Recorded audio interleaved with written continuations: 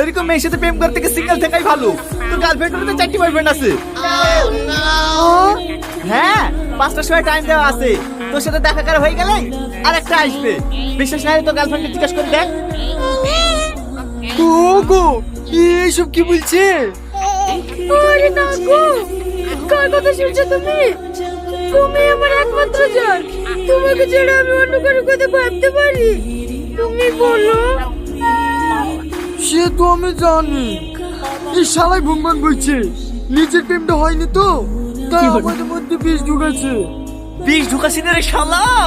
5টা অব্দি বসলে তো সতীনকে দেখতে পাবি। এই তুই চুপ। ভালোভাবে যাও, পৌঁছে ফোন করবা। তোমার সাথে আমার অনেক কথা আছে। আচ্ছা ঠিক আছে, তুমিও ভালোভাবে যাবা। সারপ্রাইজ।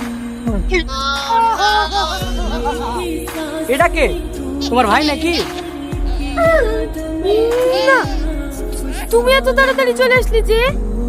তোমার তো 5টার সময় আসার কথা ছিল। অফিসটা আজকে একটু আগে ছুটি হয়ে গেছে, তার জন্য তো সারপ্রাইজ দিলাম। তোমাকে আমি সারপ্রাইজ ভাই। ওইটা আর ভাই না, ওইটা তোমার সতীন। যাও, সতীনের সাথে একটু কোলাকুলি করে নাও। হ্যাঁ, সতীন মানে? সতীন মানে বুঝতে পারছো না? এক গার্লফ্রেন্ডের 2 বয়ফ্রেন্ড। 3 নম্বর বয়ফ্রেন্ডকে দেখতে হলে একটু ওয়েট করো, 7টার সময় আসছে।